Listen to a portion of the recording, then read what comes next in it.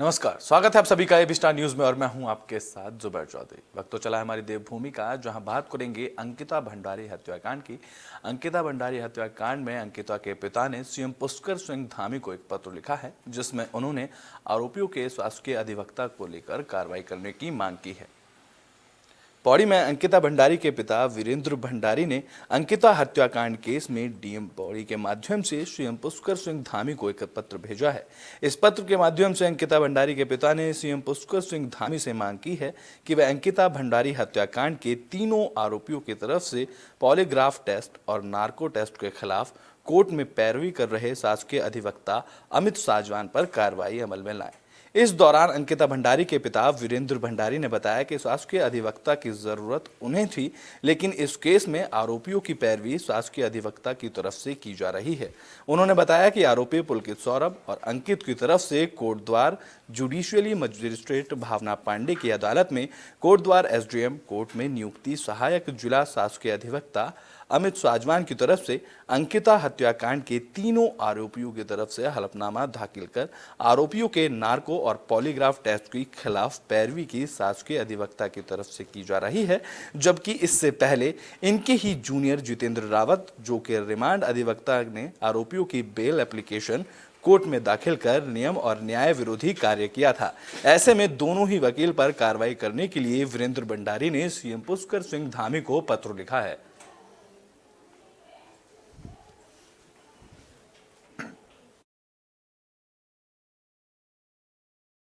देखिए, इसमें हम हाई कोर्ट गए थे और हाई कोर्ट से डायरेक्शन हो रखे हैं कि एक क्रिमिनल साइड का एक बढ़िया लॉयर मिलेगा हमें, जो कि अंकिता की पैरवी करेगा। तो इस ऑर्डर को हुए करीब 1 महीना होने वाला है और अभी तक वो लॉयर हमें नहीं मिला है। ना हमसे किसी ने बात की है सरकार की तरफ से, ना अंकिता के फादर से बात की है, किसी से कोई बात नहीं है कि कौन सा वो वकील है जो हमें मिलेगा। एक तो ये परेशानी है सबसे बड़ी। हाँ, मैं अंकिता भंडारी का पिता बोल रहा हूँ और मुझे पता चला कि जो पुलकित आर्य के जो हियरिंग जो वकील साहब कर रहे हैं वो एक सरकारी वकील हैं, जबकि न्याय स्तर पे एक सरकारी वकील मुझे मिलना चाहिए था, न कि उनको मिलना चाहिए था। और उनकी हियरिंग कर रहा है, उनको बचाने की कोशिश कर रहा है। और जो अंकिता भंडारी का दोस्त पुष्प तो बुलेटिन में बात अब कोटद्वार की कर लेते हैं, जहां उत्तराखंड में हाथ से हाथ जोड़ो यात्रा को लेकर कांग्रेस नेता धर्मेंद्र प्रताप ने जानकारी दी। उत्तराखंड में कांग्रेस के राष्ट्रीय महासचिव प्रियंका गांधी की अगुवाई में कांग्रेस हाथ से हाथ जोड़ो यात्रा की शुरुआत 26 जनवरी से करने वाली है, जहां कोटद्वार में प्रेस कॉन्फ्रेंस के दौरान कांग्रेस नेता धर्मेंद्र प्रताप ने जानकारी देते हुए बताया कि पूरे उत्तराखंड में कांग्रेस हाथ से हाथ जोड़ो यात्रा निकालने वाली है। इसमें कांग्रेस के लाखों कार्यकर्ता शामिल होंगे। साथ ही उन्होंने जानकारी देते हुए बताया कि देहरादून में एक विशाल रैली आयोजित की जाएगी, जिसमें राहुल गांधी, प्रियंका गांधी और सोनिया गांधी के साथ ही कांग्रेस के राष्ट्रीय अध्यक्ष भी शामिल होंगे।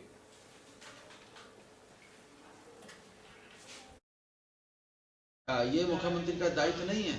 और जब वो करण मेहरा जी ने कह दिया कि मैं वहाँ जाऊँगा, तो तब जाकर उनको होश आ रहा कि मुझे भी वहाँ जाना है। अरे भाई, आप डर क्या करने पे लगे हुए हैं? हमारी माँ बहनें रोज एक खबर आ रही है कि बाघ ने मार दिया, हाथी ने मार दिया, क्या कहते हैं, गुलदार ने मार दिया। उसकी कोई सुरक्षा नहीं है। और लगातार 2-3 दिन उसमें लगे रहे। और इसके बाद अब जो है विधानसभा के अंदर यशपाल आर्य जी वगैरह लड़े हुए रहे हमारे। तो बुलेटिन में बात अब उधम सिंह नगर की कर लेते हैं, जहां ठंड के बढ़ते प्रकोप के बीच भक्तों ने भगवान को ऊनी वस्त्र पहनाए हैं। पहाड़ी इलाके के साथ मैदानी इलाकों में ठंड का प्रकोप बढ़ता जा रहा है। इस ठंड के कहर से लोगों के साथ साथ पशु पक्षी ही नहीं बल्कि भगवान भी नहीं बच पा रहे हैं। दरअसल शहर के मंदिरों में भक्तों ने भगवानों की मूर्तियों को ऊनी वस्त्र पहना दिए हैं। मंदिर में भगवान को गर्म कपड़े पहनाने वाली भक्त महिलाओं ने मीडिया को बताया कि ठंड की शुरुआत होते ही मंदिर में भगवान की मूर्तियों को ऊनी वस्त्र पहनाए गए हैं, क्योंकि भगवान की मूर्ति को जब मंदिर में स्थापित किया जाता है तो मूर्ति में प्राण प्रतिष्ठा की जाती है, इसलिए भगवान को भी सर्दी लगती है। इसके तहत भगवान को ऊनी वस्त्र पहनाए गए हैं। तो मैं अभी सभी अपने पत्रकार बंधु भाइयों को सादर प्रणाम और यहाँ जितनी भी मातृशक्तियाँ खड़ी हुई हैं इस कार्यक्रम की शुरुआत करने के लिए उनका हार्दिक अभिनंदन। आज जो हम एकत्रित हुए हैं, जो हम 16 जनवरी का एक कार्यक्रम करने जा रहे हैं माँ अन्नपूर्णा का, जो कि हमारा सर्दियों में ही भगवान शिव के माध्यम से शुरुआत होती है। तो ये अन्नपूर्णा का कार्यक्रम है, जिसकी वजह से आज हमने माता रानी को जो एक लाल चुनरी हम सब लोगों ने उड़ाई है। पहले तो सभी पत्रकार बंधुओं को मेरा नमस्कार, और जो मेरी जितनी बहनें हैं उन्होंने मुझे यहाँ आमंत्रित किया माता को शॉल पहनाने के लिए, उनको भी बहुत बहुत धन्यवाद। जैसे हमें ठंड में बहुत ठंड लगती है, वैसे माता में भी प्राण है, इन्हें भी ठंड लगती है, हमें इनकी भी पूरा ध्यान रखना चाहिए और इनकी सेवा करनी चाहिए। इसलिए आज हम लोगों ने प्रोग्राम बनाया कि आज हम भी माता को गरम शॉल पहनाएंगे। में बात अब पौड़ी की कर लेते हैं, जहां घड़ियाली देवता की वार्षिक पूजा के बाद मेले का आयोजन किया गया। बता दें कि पौड़ी में सीकू घड़ियाली में पारंपरिक तरीके से श्रद्धालुओं की तरफ से घड़ियाली देवता की वार्षिक पूजा अर्चना के साथ भव्य मेले का आयोजन किया गया, जिसमें हजारों की संख्या में आए श्रद्धालुओं का हुजूम उमड़ रहा। इस दौरान गढ़वाल के सबसे बड़े गांवों में एक निसीड़ और भेसवाड़ा में समेत आसपास के गांव, शहरों और दिल्ली के अन्य स्थानों से भारी संख्या में श्रद्धालु मंदिर पहुंचे, जहां मंदिर में इस दौरान निशान भी चढ़ाए गए। तो वहीं श्रद्धालुओं ने मां काली की पूजा अर्चना की बड़े भव्य तरीके से की। दरअसल कोरोना काल के बाद 2 साल के बाद इस साल घड़ियाली देवता का वार्षिक पूजन और मेला भारी हर्षोल्लास के साथ संपन्न हुआ। जो है देवता है, ये जो मतलब है बाहर से आए हुए देवता है, मतलब कि ये कभी पहले के पुराने टाइम पे हमारे लोग जो कभी ढाकर लेते थे ना, ढाकर आते थे हमारे यहाँ, तो ढाकर के साथ ही मतलब आए हुए देवता है कि जैसे यहाँ से लेके कुछ अपना कुछ सामान लेके जाते, वहाँ से नमक तेल लेके आते थे, नमक के साथ कोई पत्थर आया था तो उन्होंने ध्यान नहीं दिया उस टाइम पे। तो क्या है, एक गाय थी निचनी गाँव में, तो गाय जाती थी दिन में दूध डाल जाते थे लिंग के ऊपर। जो है राज्य पुलिस क्षेत्र अंतर्गत ये घड़ियाल मेला आता है और यहाँ पे काफ़ी लोगों की भीड़ भाड़ है, लेकिन राज्य पुलिस इसमें प्रशासन की तरफ से राजनीति को भेजा गया है। राज्य पुलिस ने यहाँ पर शांति व्यवस्था कायम रखा है और इस मंदिर में मेले के समीप जो है बलि प्रथा जी है, बकरे ला रहे हैं लोग, लेकिन इन बकरों पर भी रोक लगा दी गई है। अब इस मंदिर में कोई बकरा बलि प्रथा नहीं होगी। यहाँ पे जो है इस भीड़ भाड़ को देखते हुए हमारी राज्य पुलिस है और हमने यहाँ पे जी मैं तो यही कहना चाहूँगी कि जैसे कोरोना का फिर से कहर दोबारा से देखने को मिल रहा है, तो मैं तो यही प्रार्थना करूँगी कि फिर से वो ना हो स्थिति जो पहले हुई थी। और बहुत अच्छा लगा कई सालों बाद यहाँ आके। एक्चुअली ये मेरी मम्मी के गांव के देवता हैं, तो कई सालों बाद मैं यहाँ आई हूँ और इतने सारे लोगों को, इन सब लोग का जोश देख के बहुत अच्छा लग रहा है कि सभी लोग यहाँ पे। तो बुलेटिन में बात अब उत्तरकाशी की कर लेते हैं, जहां सड़क की बदहाल हालत को लेकर ग्रामीणों में आक्रोश देखने को मिल रहा है। तो वहीं अस्सी गंगा घाटी ग्रामीणों ने प्रदर्शन किया। उत्तरकाशी में अस्सी गंगा घाटी के ग्रामीणों ने सड़क की बदहाल हालत को लेकर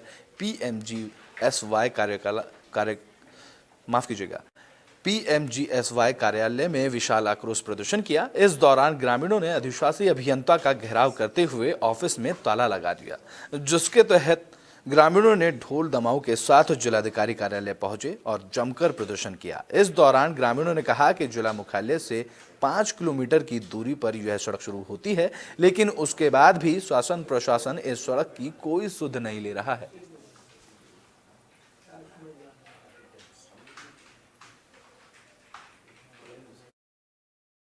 अब ये ठेकेदार की जो उदासीनता है कार्यों के प्रति, एक तो टाइम भी और जो कार्य भी किए जा रहे हैं वो गुणवत्तापरक नहीं प्रतीत हो रहे हैं, क्योंकि काफ़ी कुछ कार्य उन्होंने जो किए हैं वो क्षतिग्रस्त हो गए हैं और इसी के कारण हमने उनके अनुमान को निरस्तकरण के लिए प्रकरण सितंबर 6 तारीख को प्रेषित कर दिया था उच्च अधिकारी को। तो सर स्तर से जो कार्रवाई होती है, जो भी आप लोगों ने ये तालाबंदी वहाँ के जनता ने जनप्रतिनिधि दिए हैं। जिला मुख्यालय के नज़दीक सबसे नज़दीकी घाटी है, लेकिन आज तक शासन प्रशासन ने इस घाटी के साथ हमेशा छलावा किया है, दोहरा नीति जो है इस क्षेत्र के साथ की है। हमेशा जो भी यहाँ से हमारा जो भी प्रतिनिधि रहा है, हमेशा सबने शासन में बैठे हुए लोगों ने हमेशा वोट की राजनीति की है। तो बुलेटिन में बात अब नरेंद्र नगर की कर लेते हैं, जहां साइंटिफिक पेपर राइटिंग कार्यशाला का आयोजन किया गया। नरेंद्र नगर में धर्मानंद उनियाल राजकीय महाविद्यालय में साइंटिफिक पेपर राइटिंग विषय कार्यशाला का आयोजन किया गया। इस दौरान प्रोफेसर GS राजवर ने कार्यशाला में मौजूद कॉलेज के छात्र छात्राओं को बताया कि छोटी उम्र से ही व्यक्ति के मस्तिष्क में नए नए विचार आते हैं। ऐसे महत्वपूर्ण विचारों को समय पर लिख लेना चाहिए और समय निकालकर उन विचारों के बारे में गहराई से सोचना चाहिए। इस तरह की प्रक्रिया से नई नई चीज़ें सामने आती हैं। तो वहीं उन्होंने कहा कि सभी छात्र छात्राओं को साइंटिफिक पेपर राइटिंग की ओर ध्यान केंद्रित करना चाहिए।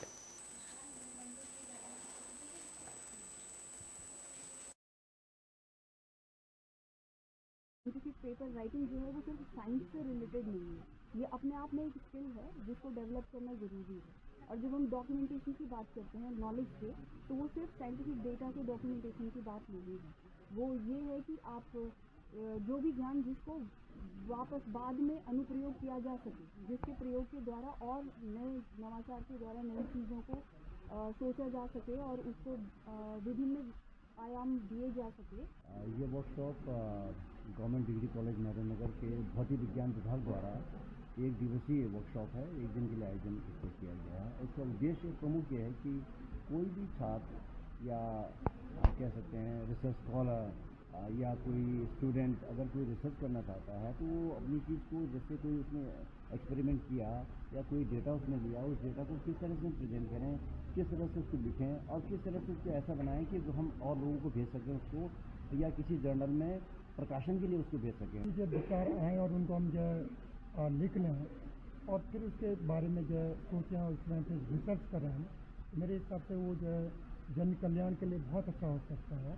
क्योंकि कई जो साइंटिस्ट हैं उनके दिमाग में भी जो ऐसे विचार आए, जैसे न्यूटन जो लेटे थे ऊपर से जैसे। तो बुलेटिन में बात अब उत्तरकाशी की कर लेते हैं, जहां जिला पंचायत अध्यक्ष के खिलाफ मुकदमे की अनुमति मिल गई है, जिसको लेकर जिला पंचायत सदस्यों ने डीएम से मुलाकात की।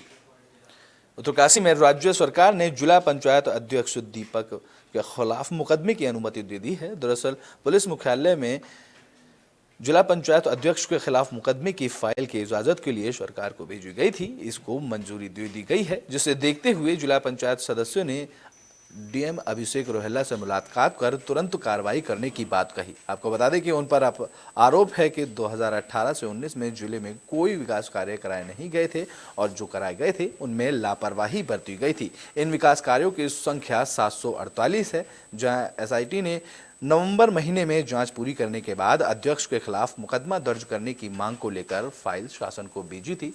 अब उनके खिलाफ मुकदमा दर्ज करने की अनुमति मिल गई है।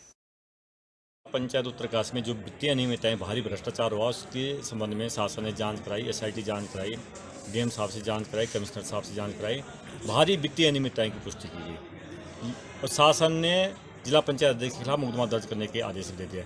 लेकिन जिला पंचायत अध्यक्ष आजकल आपको मालूम है सोशल मीडिया के माध्यम से बड़ी बड़ी बातें कर रहा है कि मैं पाक साफ हूँ, पाक साफ हूँ। कहाँ पाक साफ है? पाक साफ होता तो मुकदमा दर्ज क्यों होता?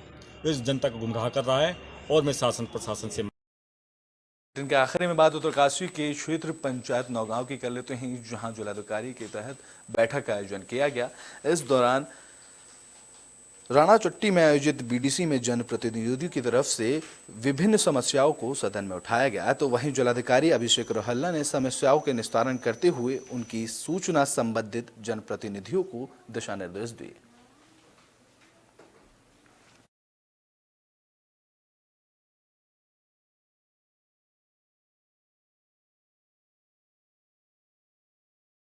हमारी देवभूमि में अभी के लिए बस इतना ही। देश और दुनिया की तमाम खबरों के लिए देखते रहें एबी स्टार न्यूज।